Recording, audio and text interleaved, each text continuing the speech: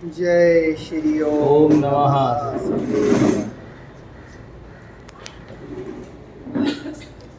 कारणमुकारं जिणवरवसहस्रबड्डमानस दंसनमग्गं बोक्षामि जहाकम्मं समासेन प्रारंभमाकरिने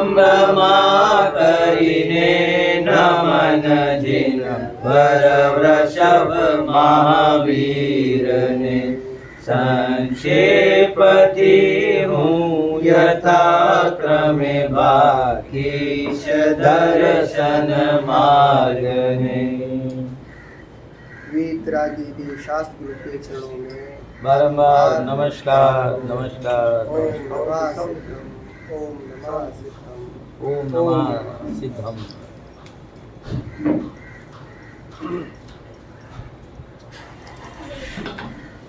आचार्य भगवान की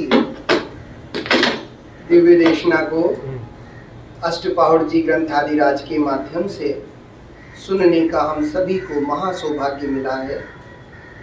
अष्टपहड़ जी के आठों पहाड़ का भी हमने स्थूल रूप से परिचय किया है, संख्या जानी है और ये भी जाना है कि भैया 503 गाथाओं में निबद्ध सबसे बड़े ग्रंथादिराज हैं अपने सामने, क्योंकि 415 गाथाओं का क्रम समय सार में मिलता है, 503 इसमें मिलता है। और पहले में पहला जो दरवाजा हमको खटखटाना है दर्शन पहाड़ जी का, 37 गाथाओं में सौंदर्यपूर्ण चर्चा जिसका हमने रसपान किया। चर्चा करने में एक बात तो अपने को आचार्य देव ने अच्छी तरह हाथ में थमा दी है। अरे खरेखर देखा जाए ना तो अनेक बातों का इसमें अपने को सौंदर्यपान हो रहा है। यहाँ पे हम देखें ना, पहली लाइन जो अपन रोज, मैंने कहा था आपसे मंगलाचरण तो सबको याद ही करना है, नहीं तो चाबी नहीं मिलेगी अंदर प्रवेश करने की। मंगलाचरण क्या होता है? प्रवेश करने की चाबी है। अब देखो कि पहली लाइन में तुम्हें कितने बड़े बड़े संकेत चिन्ह मिले।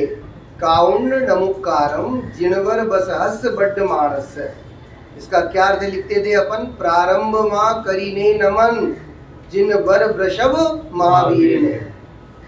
तुम्हें सबसे पहले किसको नमस्कार करना? उत्कृष्टतम कौन है?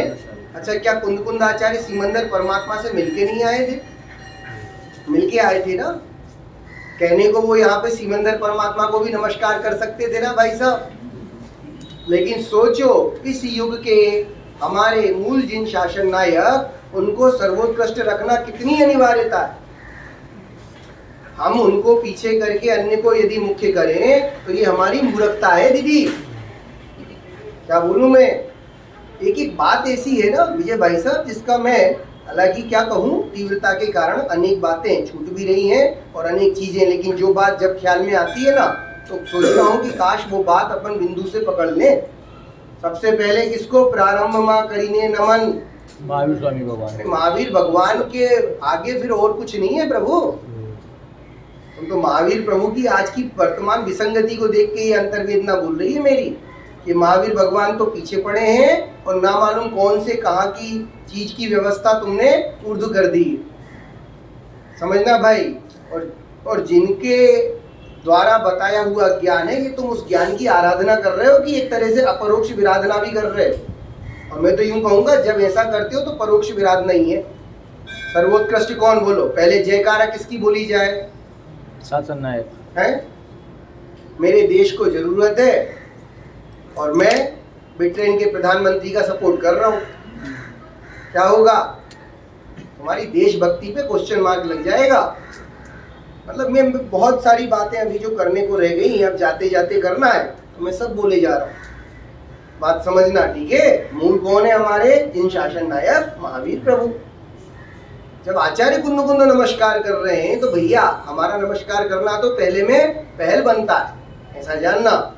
और अब जो बची हुई गाथाओं के अंदर जो मर्म पड़ा है ना, उसको भी हम थोड़ा समझेंगे। सुबह हमने कहा था असंयमी वंदने योग्य नहीं है, ध्यान देना। बोलो, असंयमी वंदने योग्य नहीं है। आचार्य कुंद समझा के गए।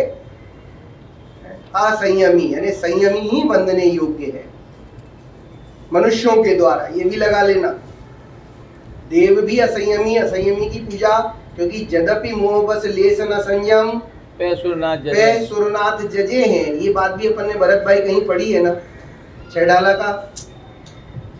संयम नहीं है लेकिन सुरनाथ जजे हैं, देव आके पूज रहे हैं। देव पूजे सो पूजे दीदी, मनुष्यों को किसकी पूजा करना योग्य है?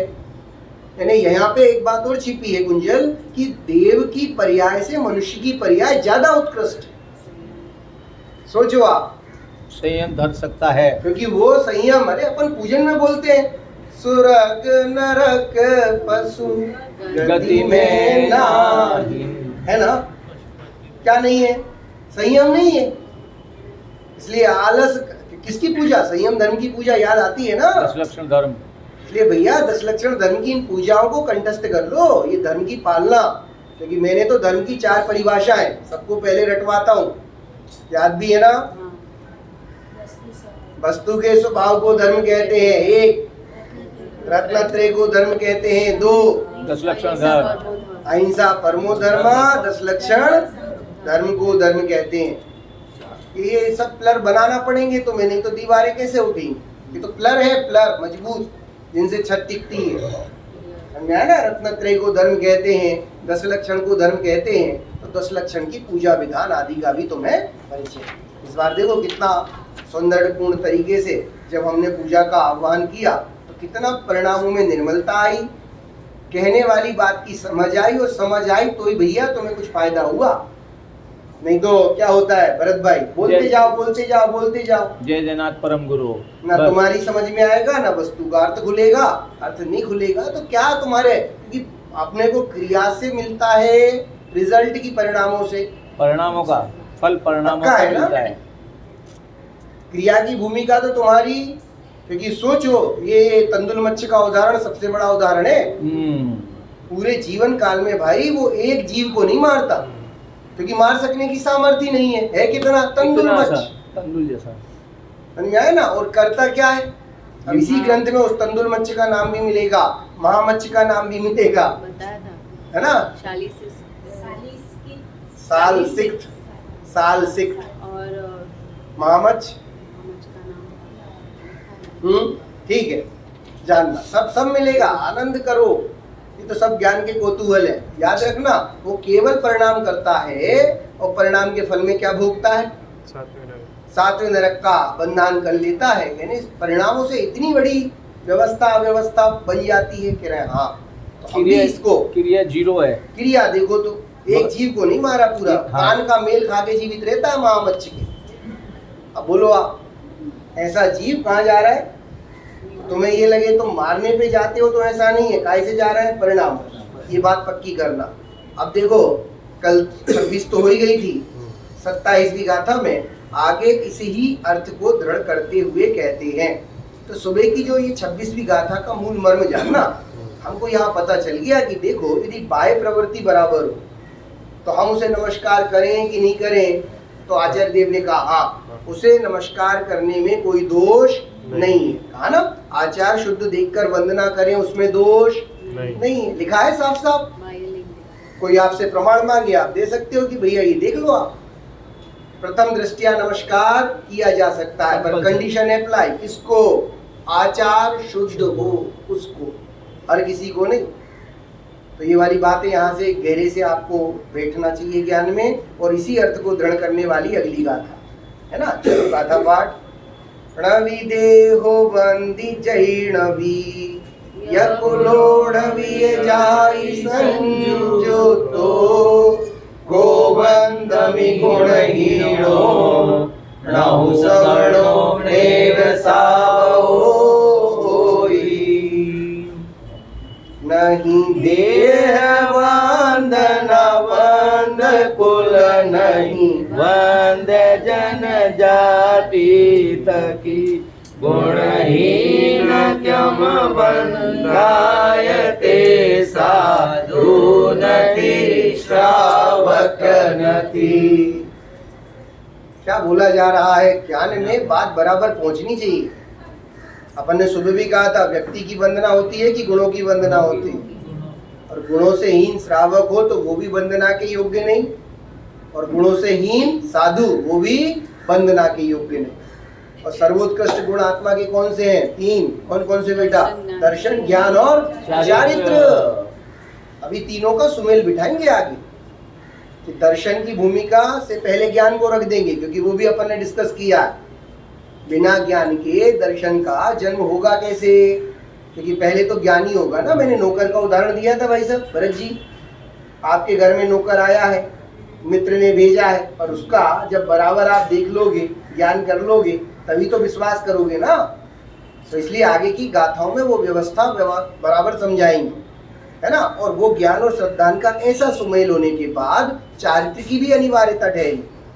तो यहाँ साफ कह रहे हैं कि तुम्हारी देखो, नवी देहो वंदित जई, ना तो देह की वंदना होती है, उत्कृष्ट देह है तो वंदना करें। क्यों? सनत कुमार मुनिराज पूज्य नहीं है? क्योंकि उनको गलित कुष्ठ है। समझना ये भाई, मुनिराज का मलिन शरीर भी पूज्य है, क्योंकि हम देह की वंदना नहीं करते।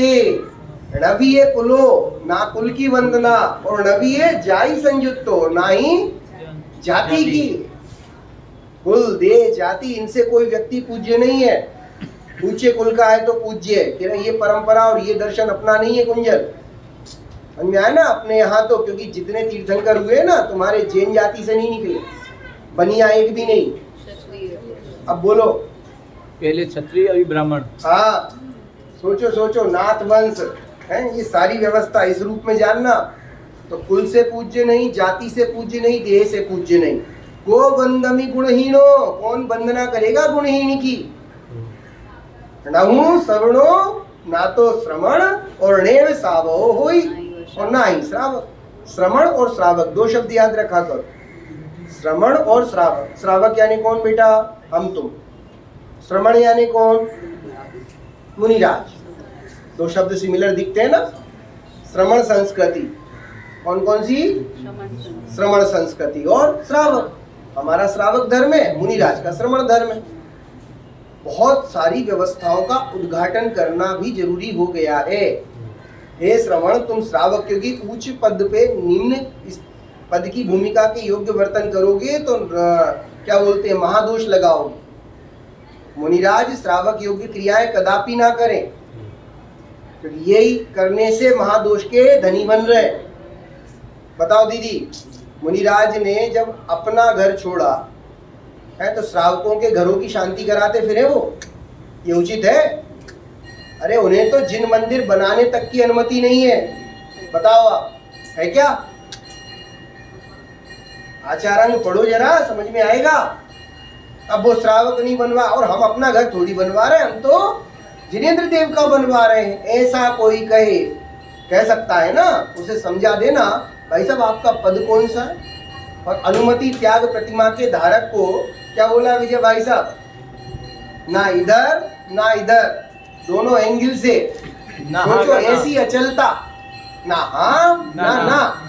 जब वो व्यवस्था वहीं पे एप्लीकेबल हो गई है तो ऊपर जाके राजू भाई तुम ऊपर की व्यवस्था में ये विकृतियां लेके और बताते हो तो गड़बड़ है ना। सावधान हो जाना भाई, साफ कह रहे हैं। जो योग, अच्छा नीचे वाला व्यक्ति शीतल भाई उच्च आचरण करे तो ध्यान देना। देखो, श्रावक यदि श्रवण जैसा आचरण करे, समझ में आया ना? हाँ, तो प्रशंसनीय है। और उत्कृष्ट पद का धारक व्यक्ति यदि निम्न आचरण करे तो निंदनीय है। विचार करना भाई। इसलिए जहां जहां जय जय योग्य छे तहां समझ पूछे। तुम बिना चप्पलों के चलते हो तो तुम्हारी लोग प्रशंसा ही करेंगे, और मुनिराज चप्पल पहन ले तो निंदा करेंगे। समझो हर चीज का, तो क्या कहूँ, बहुत विस्तार है। इसलिए उच्च पद पे बैठ के निम्न आचरण करना कदापि शोभता नहीं है, इससे धर्म की निंदा होती है। हे मुनि तू ये मत कर। ये तो साहब कह दिया, वंदना किसकी करना? गुणवानी। और यदि गुणहीन श्रावक है, मुनि है, दोनों वंदना के योग्य नहीं। ये थी अपनी 27वीं गाथा, ठीक है। और अब क्या कह रहे हैं 28वीं में? अब कहते हैं, क्या कह रहे हैं विजय भाई साहब? जो तप आदि में संयुक्त है जो तप आदि से संयुक्त हैं उनको नमस्कार करता हूँ। बिल्कुल, क्योंकि मैं भी तप चाहता हूँ। श्रावक की 53 क्रिया मुकेश जी, 12 तप हैं शामिल। मैं भी चाहता हूँ, जितनी मेरी सामर्थ्य उतना धारता हूँ। बताओ भाई, ये सब चीजें अपने लिए है ना। तो ये अनशन, अवमोदन, वृत्ति परिसंख्यान, रस परित्याग, विविक्त सह्यासन, काय क्लेश, जितना सामर्थ्य उतना तुम भी करो, और जो ये धार रहा है उसकी विनय करता हूँ।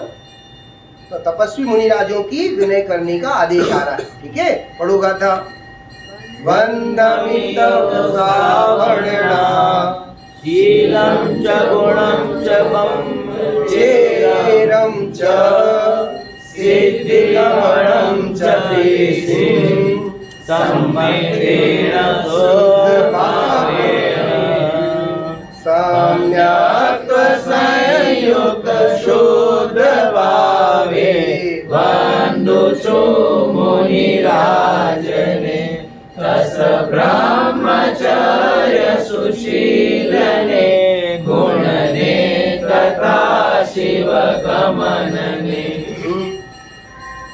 शुद्ध भाव के धारक, तप से संपन्न, और शील, गुण और ब्रह्मचर्य, 3 चीजों की बात करी।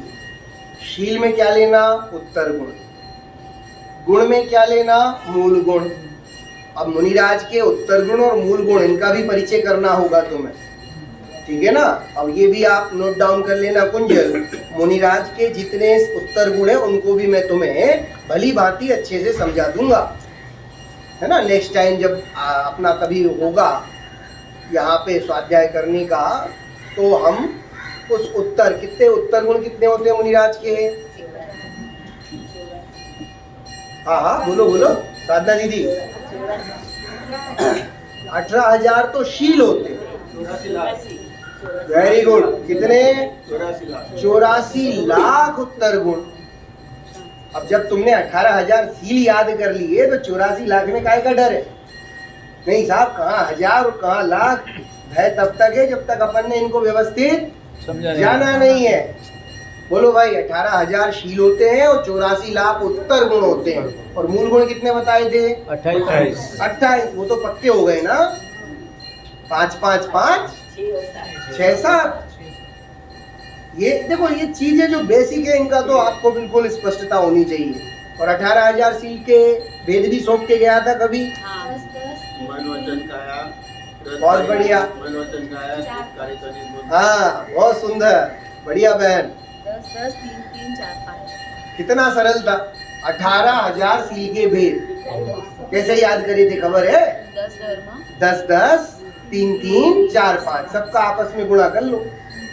10 गुणित 10, भरत भाई 10 गुणित 10 100 हो जाते। अब 10 10 में भरना क्या है दीदी? 10 पुष्पा दीदी, 10 धर्म, और उन 10 धर्मों का 10 प्राणों से पालन करो। सही बात है। अरे हमारे हाँ से लेना पड़ेगा ना। क्या? मन वचन काया, क्रोध, कार्य, तनिक, ना ना ना ना, सबका गुणा करके 18,000 की वही संख्या। होगा ना। हाँ, 10 गुणित 10 गुणित 3। अब इसमें संख्या आगे पीछे भी करो तो क्या फर्क पड़ना? गुण की गुणाकार में कोई दिक्कत है क्या? आएगा तो वही ना रिजल्ट। तो 10 गुणित 10 को मैं याद कराने के पैटर्न में इनको पहले रख देता हूँ, क्योंकि धर्म का पालन कैसे करना है? प्राणों से। समझ में आया? भावना वही भाव है। दे जाए तो भले, जिन धर्म ना जाई। 10 धर्मों का 10 प्राणों से पालन करो। 10 10, फिर इसके बाद 3 3। अब गुणा का निशान छोड़ना नहीं है। गुणित 3 की कैसे करो? मन वचन काया से करो, कृतकारी तन्मोदना से करो।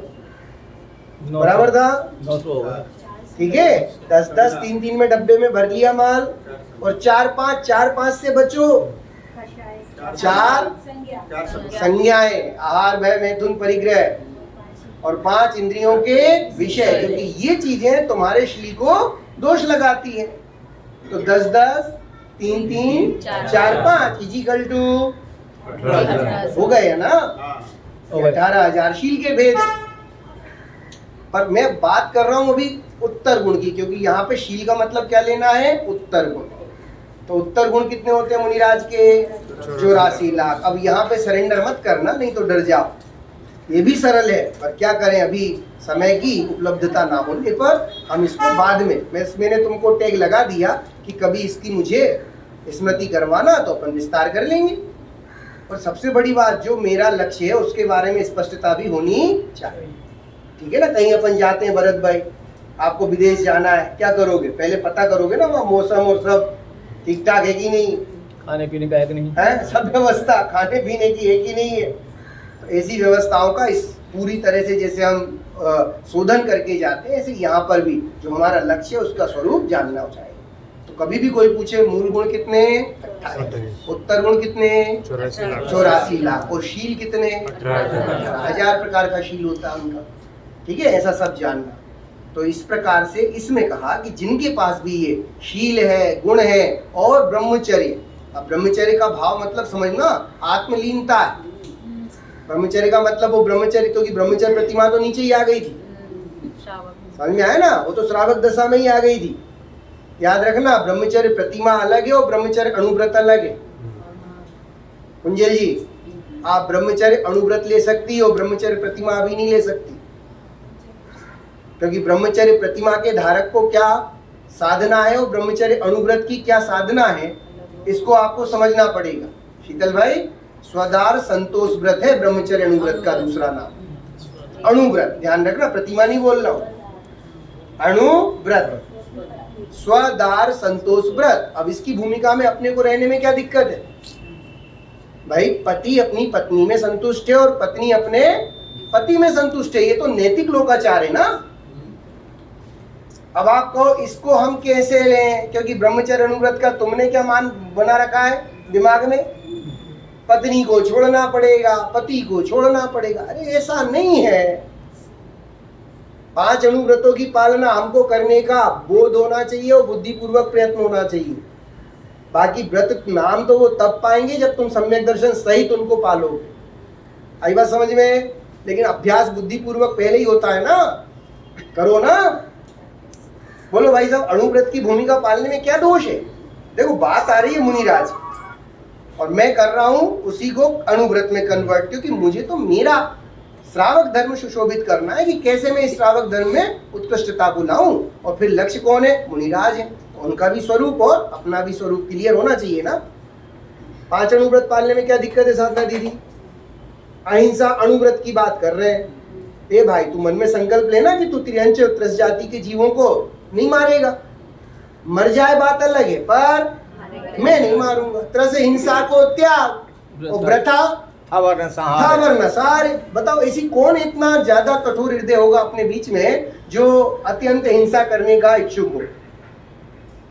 अब इतनी व्यवस्था की पालना को हम क्या बोल रहे हैं? अहिंसा अणुव्रत। तुमने तो इसका स्वरूप भी इतना क्या कठिनता से निरूपित किया हुआ सुन लिया हो, तो भाई इसके प्रति यदि तुम्हारी उत्सुकता, पाने की लालसा कम हुई हो, तो मैं उस लोभ से कह रहा हूं कि ना भाई, उसको पाने के लिए लालायित हो जाओ।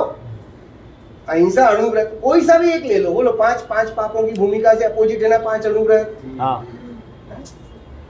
हिंसा, झूठ, 5 पाप कौन से? तो बोलो सत्यानुव्रत नहीं ले सकते हम? अहिंसानुव्रत भी ले सकते हैं। सत्यानुव्रत लेने में क्या, मैं तो कह रहा हूँ अपन एक दिन बैठ के बाधाओं की चर्चा करेंगे, क्योंकि ऐसा लगता है फिर तो साहब हमेशा सत्य बोलना पड़ेगा। ए भाई, हम अणुव्रत की बात कर रहे हैं, समझ में आया ना? कुंजल, घर में शक्कर रखी है और तुम पतिदेव से क्या कह रही हो? शक्कर खत्म हो गई है, तो तुम्हारा सत्य अणुव्रत तो गया। इसका नाम सत्य अणुव्रत का जाना नहीं है। आई बात समझ में? क्योंकि वो जो सत्य पलता है, कहाँ वस्तु स्वरूप में कैसे पलता है, वो सब विचार करना। तो तुम्हें लगेगा इतनी अच्छी चीज और आज तक मैं इससे दूर रहा। ना जी ना, हे जिनेंद्र देव, मैं तो इन चीजों को जीवन में अपनाऊंगा, क्यों ना अपनाऊं। उसका नाम झूठ नहीं है, समझ में आया ना? झूठ कहाँ पलता है? अभिप्राय में। तो यदि अभिप्राय में कठोरता धारते हो, तो जो कहोगे ना सत्य वचन, वो भी किस श्रेणी के हैं? झूठ है। मैं तो एक एक चीज क्या कहूं, आपसे करना तो चाहता हूं चर्चा, पर आपको संकेत देके जा रहा हूं कि समझना। तो ब्रह्मचर्य अणुव्रत पाल सकते हैं अपन, क्या दिक्कत है? क्या तुम्हें दुराचारी होना पसंद है? नहीं ना। ब्रह्मचर्य अणुव्रत की भावना भावना तो भावना क्यों भाव? बुद्धिपूर्वक पहले अभ्यास करो, बाद में नियम रूप से स्वीकार करो। क्या स्टेप बोल रहा हूँ? पहले बुद्धिपूर्वक अभ्यास और फिर नियम रूप से स्वीकार करो। तुम्हें लगने लगे नहीं सही है मेरा मन जो है अब, इसलिए मन शांत भयो मिटी सकल द्वंद्व मिटना भी चाहिए। चलो, चर्चाएं तो बहुत सुंदर अच्छी अच्छी हैं। आगे कोई आशंका करता है कि संयमी को बंधने योग्य कहा। ध्यान देना, आपने क्या कहा था? यथाजात, मतलब बाह्य और अभ्यंतर दोनों तरह के परिग्रह से रहित। ठीक है ना? ध्यान देना भाई साहब, एक बहुत बड़ी बात आ रही। आपने संयमी को बंधने योग्य कहा तो समोसरण की विभूति सहित जो तीर्थंकर आदि हैं सुबह अपन ने कहा था ना, तीर्थंकर भी मुनिराज हैं। हाँ है। कौन से मुनिराज हैं? स्नातक मुनि। स्नातक मुनि, मुनियों के 5 भेद। 5 भेद मालूम है? कुलाब, बकुश, कुशील, निर्ग्रंथ और स्नातक। ये मैं इसलिए भी रिपीट कर देता हूँ, सुन के भी एक बार अपना जो है पक्व धारणा ज्ञान परिपक्व बनता है। स्नातक मुनि है ना, और आपने किसको कहा था? कौन से मुनियों को वंदना करने की कहा था? जो बाह्य और अभ्यंतर परिग्रह से रहित हो। तो बताओ आप, फिर ये जो तीर्थंकर जो कि समोसरण की विभूति सहित है, हमने तो मुनिराज को केवल पिछी और कमंडल के धारक के रूप में देखा, और इनके पास तो क्या क्या नहीं है बताओ। वो तो तीर्थंकर प्रकृति का ये उदय है, वो नहीं करते पड़ेगा। ये वाली बात, यही तो कह रहे हैं ना, आशंका। प्रश्न क्या है? आशंका का है। आगे कोई आशंका कर रहा है, समाधान तो तुम्हारा अंतर्मन खुद देने को तैयार है परेश भाई। हमें मालूम है रे, तीर्थंकर तो जो सिंहासन है उस पर भी नहीं बैठते, प्रभु 4 अंगुल ऊपर विराजिया। और ये तो कर्म के उदय, मतलब ये इतना बड़ा इसमें शोधन करना, संपूर्ण बाह्य परिकर का होना परिग्रह नहीं है। परिग्रह बाह्य वस्तुओं का होना नहीं है, उसके प्रति अपनापन, हाँ, मूर्छा भाव, मोह का परिणाम, उसका नाम परिग्रह। आचार्य उमा स्वामी ने मूर्छा परिग्रह कह के बहुत बड़ी बात लिखी राजू भाई। मूर्छा परिग्रह समझना, क्योंकि वस्तुएं तो तुम्हारी वस्तुएं हैं क्या? समझना। चक्रवर्ती भी क्या रखता है? 9 निधियां। वो 9 निधियां मालूम है? समोसरण के अंदर जो कोट बने होते हैं, जो दरवाजे रहते हैं ना, उनके भीतर खचित होती। अब बोलो आप, है इतना वैभव उनका, तो इतना परिकर होने पर भी वो परिग्रही कहलाएंगे क्या? नहीं भाई नहीं। समझना। तो यहाँ पे वो प्रश्न प्रश्न है पहले तो, कि बताओ वो बंधने योग्य है या नहीं। उसका समाधान करने के लिए गाथा है। अरे जो तीर्थंकर परम देव है ना, कौन है वो?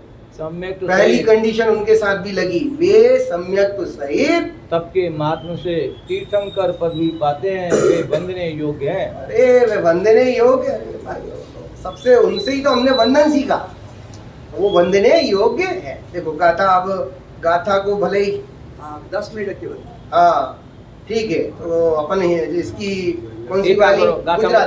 खाली हेडिंग पढ़ते जाओ। हाँ, गुजराती गाथा ले लो, कोई दिक्कत नहीं।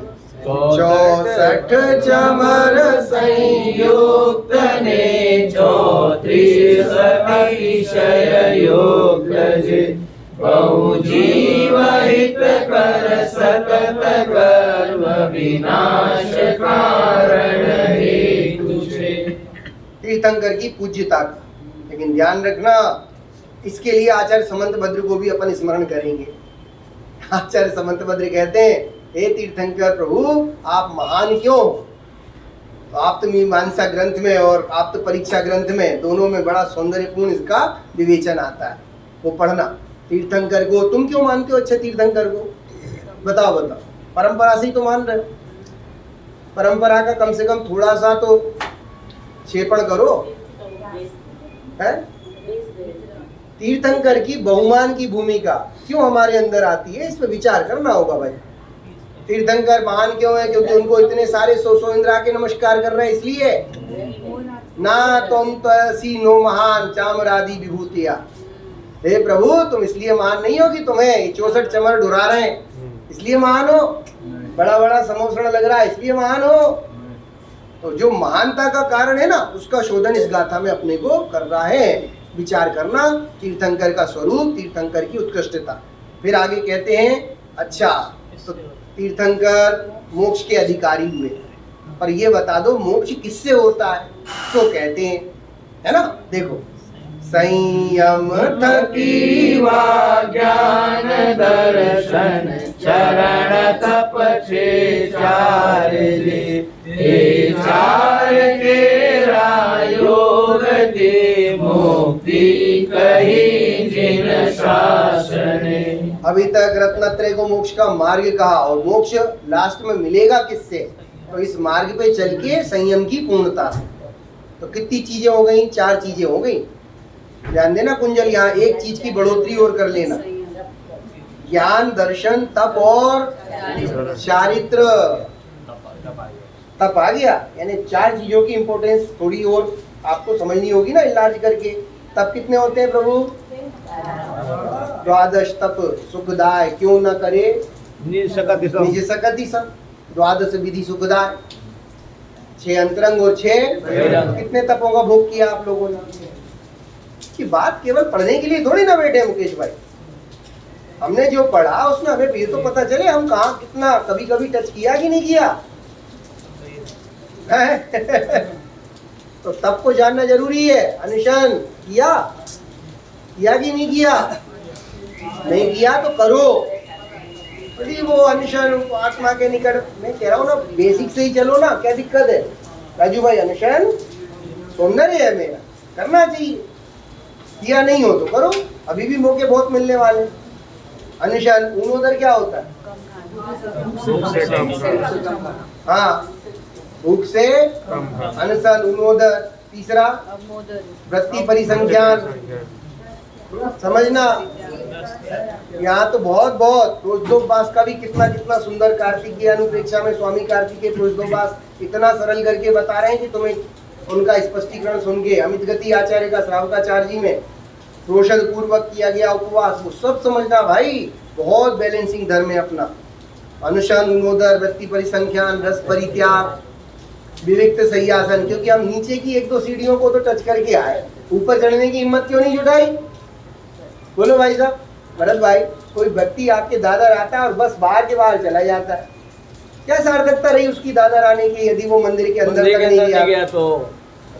है ना, इसलिए हिम्मत जुटाओ कभी और ऊपर। क्या साहब कैसे करते हैं? जब ये अंदर में भाव आए ना तो इसका विवेचन भी करेंगे। तो ठीक है, रस परित्याग की भूमिका तक अपने को कभी कभी साधना करनी चाहिए। समझ में आया ना? क्योंकि एक से दूसरा तब क्या है, उत्कृष्ट होता जाता है। और क्यों होता है? क्योंकि इसमें इच्छाओं का निरोध बढ़ता जाता है। हालांकि ये कहीं तुम्हें लिखा नहीं मिलेगा कि एक से दूसरा तप उत्कृष्ट है, ये तो हमने उसका स्वरूप देख करके विवेचन दिया। क्योंकि इच्छा का निरोध तप है ना, तब किसका नाम है? तो इच्छाओं का निरोध ज्यादा दिखता है, इसलिए इसको हमने उत्कृष्टतम भूमिका में एक से दूसरे को रखा है। और स्वाध्याय परमम तप। और ध्यान की बात करें तो सर्वोत्कृष्ट है। प्रायश्चित, विनय, वैयाव्रत, स्वाध्याय, विसर्ग और ध्यान, ये सब 6 अंतरंग तप उत्कृष्टतम है भाई। ऐसा सब जानना, बरोबर है। चलो आगे, इन ज्ञान आदि के उत्तरोत्तर सारपणा कहते हैं। आगे वो बात जो मैं तुमसे कह रहा था ना कि दर्शन ज्ञान चारित्र, दर्शन ज्ञान चारित्र, लेकिन जब प्रवृत्ति होगी ना तो ज्ञान दर्शन चारित्र। बराबर, समझ में आया ना? ये वो वाली बात आ रही है। पढ़ो भाई 31वीं गाथा का। रे ज्ञान नर ने सार छे, सम्यक नर ने सार छे, सम्यक पति चारित्र ने चारित्र ती मुक्ति लहे। प्रूव हो गया। सबसे पहले ज्ञान नर ने सार छे, ये को सर्वाधिक उत्कृष्ट उपादेय क्या है? ज्ञान। मैं तो सिद्ध कर दूंगा कि ज्ञान सम्यक दर्शन का कारण है, क्योंकि अपन ने बात करी थी जो सम्यक दर्शन का बाधक है वो है कौन? मिथ्यात्व। मिथ्यात्व यानी उल्टी मान्यता। और तुम अपनी मान्यता को सही सही वस्तु स्वरूप जानकर सीधा करते चलो तो मिथ्यात्व को दबना और हटना पड़ेगा ना। ज्ञान से जान लो।